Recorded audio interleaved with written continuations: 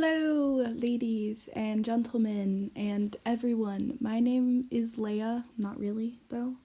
I'm a reader, a writer, and an artist, and I want to talk about the second book in the Shatter Me series called Unravel Me. I just finished reading it like a couple months ago. I want to talk about it because I did a 4-part Instagram reel on the first book, and if you guys want to go watch that, you can go follow me at Leia Bell Reader, or you can click the link in the description. Alright, let's go. This book starts out with Juliet moping, which seems to be her favorite pastime. Just, thinking about everything that is going wrong in her life.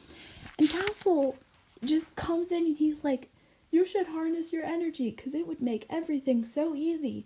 And Juliet's like, "I don't know how to harness my energy. I don't know what's going on." And it's amazing. So Castle, because instead of dealing with the problem himself, like a good leader of a group should do, he just gives it to Kenji, which, don't get me wrong, I do love more screen time for Kenji. I'm very for this. But he's just like, instead of dealing with this girl that I want to turn into a war weapon, I'm just gonna give it to the most unserious person on the planet. Because that totally makes sense. Then they're all having breakfast. Kenji comes in and chucks a pair of socks at Juliet as his introduction. Just being like, "Go, find your mark on Juliet's back so that she may turn around and say hello to me." The socks better be clean, otherwise that's disgusting. And so they're sitting down and having breakfast, and Adam joins them, and then Castle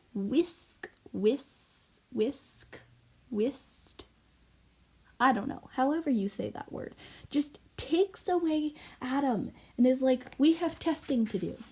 And then Juliet begs, no, let me rephrase that. She chokes Kenji. Chokes him. Like, literally lifts him up against the wall and is like, "Take me to my beloved before I,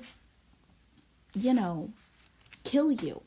Because that's not terrifying at all. So he takes her, and Juliet freaks out because the testing is just like Adam getting electrocuted, I think. It doesn't really explain. Oh, I do have something to add to this. Castle actually asks Juliet if she wants to train with him, and Adam is the one who says no. Juliet is completely for it, and Adam's like, "No." I think because he doesn't want her figuring out the way he's being tested, but still, buddy, let the girl make her own decisions, or just be a man and tell her what's going on.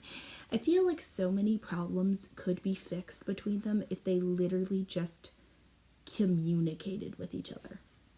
So Kenji, because he was literally being forced against his will, makes a mistake. He takes Juliet to the place where they're testing people, and she gets so angry that she literally slams her fist into the floor and causes an earth in the underground tunnels. And of course everyone's shocked because nobody really knew what she could do, but now they do because she just punched a hole into the ground. So Juliet either passes out because of how much power she just used, or because of the fact that she stared at her own bloody fist and literally crashed out, which completely fair. She wakes up in the hospital where Sonia and Sarah are doing their thing, but they can't heal her because nobody can touch her except for conveniently Adam, because of course there has to be at least one guy. Wait, hold on, let me phrase that. There's 2 guys who can touch her, and it's irating. Can we not have a love interest for her? Is that okay? Can she just get therapy? And then Kenji comes in, for once in his life actually being serious, and is like, "I don't know if we can trust you because you caused an earthquake." Honestly, fair, Kenji. I would not trust her either if she caused an earthquake. And then the only way he realizes that he can sort of trust her is for her to wake up at 6 a.m. and go on some weird, like, rabbit chase with, like, a whole team of people. And before that can happen, before she can prove her trust, she has to have a conversation with Castle and Adam. About, like, why he's being tested and what the heck is going on. So, they literally, Adam and Juliet are sat across from each other like two children's, that's not a word, two children getting lectured. You know when your mom used to, like, sit you down and you'd each be on, like, different sides of the bed and your mom would, like, lecture you about something that you did? This is what it feels like, but it's just Castle lecturing them, which is somehow worse. And we learn what Adam can actually do. He can disable abilities.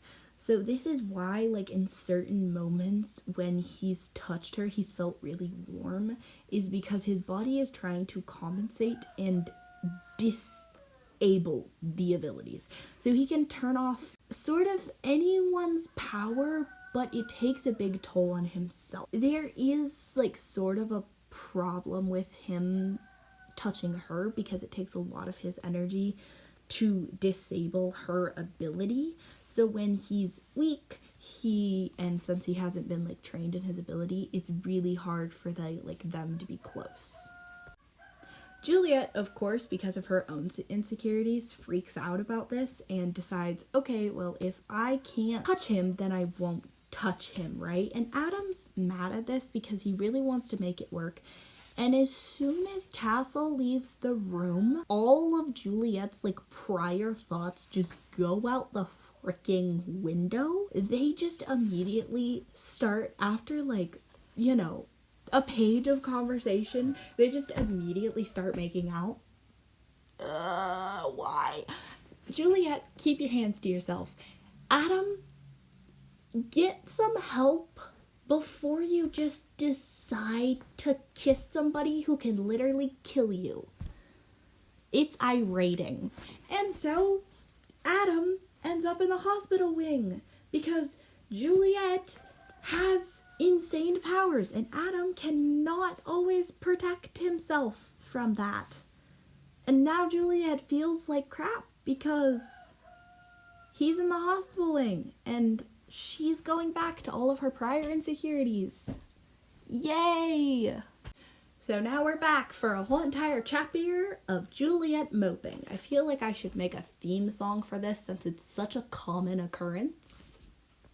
So Kenji proceeds to knock it on Juliet's door at 6 a.m. 6 a.m. to go meet with this, like, group of people that go out to Sector 45 and try to, like, find supplies to run Omega Point. And so they do this and they dress up homeless with specific identity cards so that they don't get caught.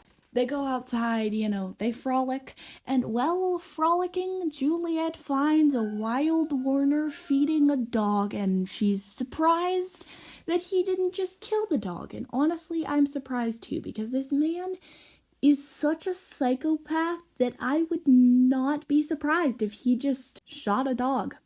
But no, he feeds the dog instead, which seems completely out of character for him. It makes me slightly annoyed, but it's fine. So Kenji catches Juliet in the act of these watching Warner shenanigans, tells her the exact words, "Whatever you do, don't scream." What is your first reaction when someone puts their hand over your mouth and says, "Whatever you do, don't scream"? My first reaction would be to scream. And then Kenji just spills out the fact that he's been watching Juliet since she was in the asylum so that he could get her for Castle. Like, guys, this girl just needs therapy. She doesn't need to get involved in your weird war. I hate this trope so much. And then everyone comes back to Omega Point with their food and supplies that they have gathered from the outside world, and immediately Adam is like, "I need to talk to you." Starts begging for Juliet back. Okay, begging.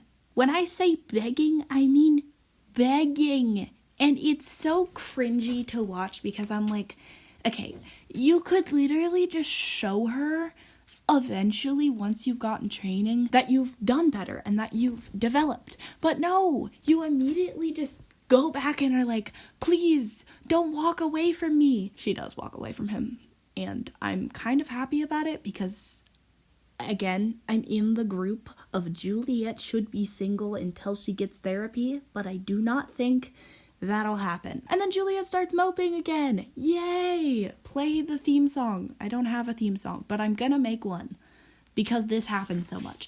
And Kenji comes in as he sees her moping, and his first, sentence when he comes in the room is, "That was one hell of a show back there." That is the kind of entertainment we never really get underground. Kenji, stop. Shut up. Put a zipper between your lips and zip it, because you're not being helpful. Why do you have to tease everyone when they have a hard time? And then Juliet just starts acting like she's in a rage room. Okay, she doesn't act like she's in a rage room, but she crushes a brick and breaks metal pipes. She focuses her anger on the brick, which I guess is what Kenji meant by focusing her energy. And she crushes the brick to dust. Also, side note, Kenji compares Juliet to a Venus flytrap. He literally says, you reel them in, you chomp them down, and you eat them up. I am so concerned where this guy got his humor from. What happened to him as a child that made him this weird? Because something had to happen. Oh. And then you know what happens? The Supreme Commander just shows up. Aaron Warner's father, just bippity boppity boo. Hello, guys. I'm coming to punish my son for his very bad ability of controlling the Factor. Oh, and you know who they throw in a room for this lovely meeting? They throw Juliet's ex and her personal trainer in the same room with Castle. In the same room with the unfatherly father figure. This is a great mix. Because imagine how awkward it would have to be if you would still have to work with your ex after you told him that you wish you could love him less. That's horrible. Anyway, so some comrades of them were taken. Weston, Brendan, Emery, and Ivan, I don't know how to pronounce anything, were taken. And Juliet seems regretful, even though she's only met them once. Castle makes some very interesting decisions. So the Supreme Commander, Anderson, decides that he wants to see Juliet in order to trade back the people that were taken. He wants to trade Juliet for them, so he wants to talk to Juliet. So we have the one who can't take anything seriously.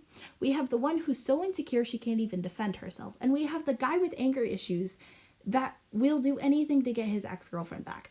To communicate and trade to get their men back. This seems like a bad idea. At this point, just send Castle. Why doesn't Castle go himself? It doesn't make sense. Okay, and then we get my favorite scene on the planet. And it starts out with James. And James comes up to Juliet and he's like, I'm really, really mad at you. And so they have this whole conversation about what happened in Juliet's past. Of the fact that she was trying to help out this little kid in the grocery store, and she ended up touching him, and he ended up dying because of her touch. James understands this so much. For a 10-year-old kid, this child is a genius and has no fear of her, and it's absolutely adorable. It's so cute. It's a very touching scene because I feel like Juliet doesn't know a kid that's not scared of her. And so having this kid that's not scared of her come up to her and just be so open with her, I feel like it healed a little part of her. And I just love that scene because I have a soft spot for kid characters.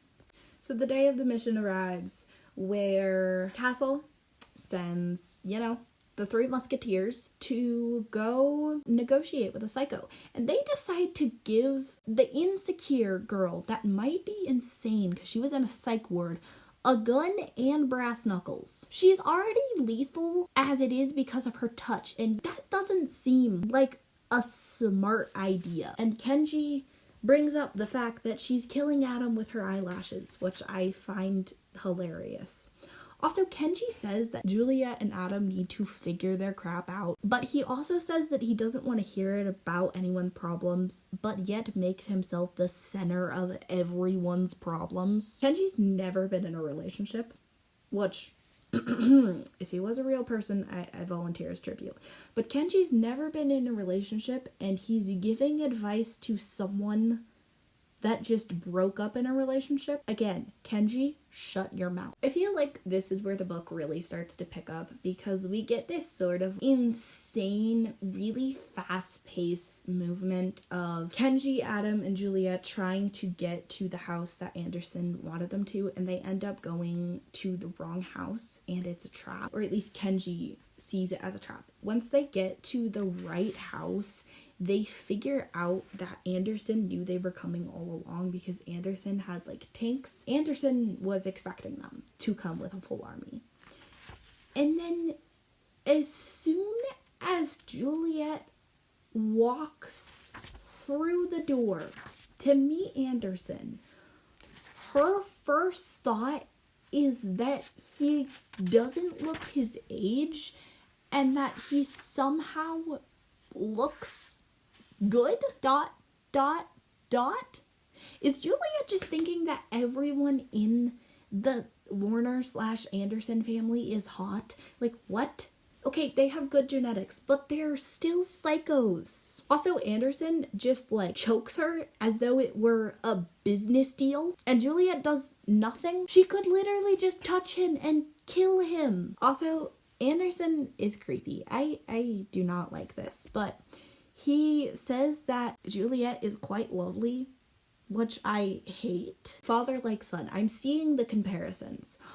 Also, he says that she'll prove entertaining. I don't like that either. I don't like the fact that he sees her as something that might be proven entertaining. And then, to provide even more great vibes to this atmosphere, Anderson is just like, come on in, my son, who I have deeply traumatized. And Aaron just walks in, and his emotions are so clear on his face. Like, dude, if you don't want your father figuring out that you're in love with a girl that you should hate, maybe try hiding your emotions better. Anderson just hands his son, because he's so fed up, he just hands his son a gun and is like, shoot Juliet. And Warner just turns around and aims the gun at his father, and then Anderson aims a gun at Juliet. It's like a love triangle, but a death triangle. Also, I have no respect for Aaron in this scene. I have no respect for him in general, but I lost whatever little respect that I had for him in the first place. Like, dude, at this point, just shoot your dad. Like, you already know he's a bad person, so why not? You're 18, be an adult. Just pull the trigger.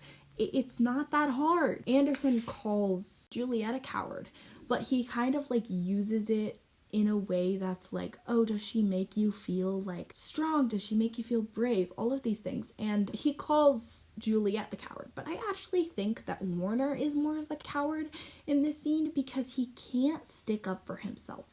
Like, the only thing that he says is shut your mouth. And like, I get if you're in the environment where you've constantly had, you know, verbal and emotional damage, that it might be a little hard to stick up for yourself, but like, build a backbone, dude. If you can murder random people that you've never met, you can build a backbone against your own father. Anderson says a ton of things. Juliet just like sticks up for Aaron, of all people. Like, girl, find someone better to stick up for. Like, stick up for yourself when you were being choked. But no, she decides to stick up for him. She literally like becomes sort of like Aaron in this scene, and it's kind of disgusting. His son in the arm, but she shoots the dad in both legs. I wonder if she might shoot the other son, because plot twist. Anderson is Adam's father, and Juliet is literally playing Kiss, Marry, Kill with the wrong family. And to summarize the rest of this scene, I'm just going to do a quick little montage. So montage number 1. Adam freaks out for good reason. Kenji kidnaps Warner and hauls Adam and Warner. He hauls both of the brothers. Juliet shatters the earth. And oh guys, I think I realized why this series is called Shatter Me. Because Juliet is emotionally shattered and can shatter things. Wow. Kenji hauls everyone back to like a tank, and then he goes on to refer to Adam as a love child, which I find really hilarious. Oh, and then we get back to Omega Point, and Castle asks Juliet, of all people, to be the person to interrogate Warner. Oh, and montage number 2. Warner has Juliet's journal, and now he believes that he's exactly like her because he's read it. And he proceeds to torture her with her own words. Juliet wants her journal back, but she also starts to pity him. And then, why does Warner find people attractive if they want to kill him? Please fix that. He needs therapy. Everyone in this book needs therapy. Kenji takes the blame for shooting Anderson, which I really appreciate because I feel like Kenji didn't want to cause more problems between Adam and Juliet's relationship. So he took the blame for it. And then James at the dinner table is like, why didn't you just kill him? He's a 10-year-old child and he even knows that the man is evil. Kill him. Juliet should have killed him. But anyway, Juliet runs after Adam, which, like, girl, stop. You've broken up. You're done. And Warner. Guess what? Warner's out for a walk. And he comes up and is like, you're really so lovely when you're blushing, but I wish you didn't have to waste your affections on someone who has to beg for your love. How sad for you. It must be truly embarrassing. Warner, nobody cares about your opinion. Absolutely nobody. You are a piece of trash. I need to stop. I'm getting mad at a fictional character, and this is not good. Oh, and then training montage. Again, there's another training scene, and we figure out that James might have, like, supernatural healing, and he doesn't want to go to the hospital wing. And why is the first thing that Kenji uses to get him to go? Like, the first thing that comes to Kenji's mind is like, well, how would you like to start spending your time with 2 very pretty girls? I reiterate, Kenji has never dated anyone. I still volunteer as tribute. Warner told Castle that he can touch Juliet. Now Castle is like, we have to test him and we have to do all of these things. And Castle also says that Warner is in love with her, which I hate. Castle's exact words is that he held you captive and then managed to fall in love with you in the process. And Warner just up and freeze undresses to show Juliet literally every single one of his tattoos. And then Juliet just goes ahead and becomes straight delulu over Warner just because he has, like, a couple tattoos. I kind of get it, though. But also, he's a psychopath. Like, he's a psychopath. He is a psychopath. And then Castle comes up to when, like, Juliet's eating lunch, and he's like, what are you doing here? And Juliet's like, I'm trying to eat. Juliet just wants to be a normal person. Castle seems to think that he can use her because she's the only one who can get through to Warner. Warner also proceeds to spill the beans that his dad is going to start attacking the civilization, and Juliet and everyone starts planning. Warner later tells Juliet that he wants to leave the place that he originally called a vacation, and Juliet sort of realizes that she's kind of attracted to him. During this, like, conversation, Warner brings up the fact that he can sense emotions, and then later Castle is just like, let's bring a murderer into Omega Point. Let's invite Warner to join us and fight with us because he's just a misunderstood person. No, he's a psychopath. Castle proceeds to literally tell everyone at Omega Point that Warner can touch Juliet. And then Adam gets pissed, Warner shows up, Adam and Warner start fighting, Kenji gets injured, Castle comes running, Juliet runs away, and Eren follows her. Eren admits that his ability is siphoning. Basically, he can siphon the powers out of anyone, and this is why Kenji was hurt. And somehow Juliet accepts this.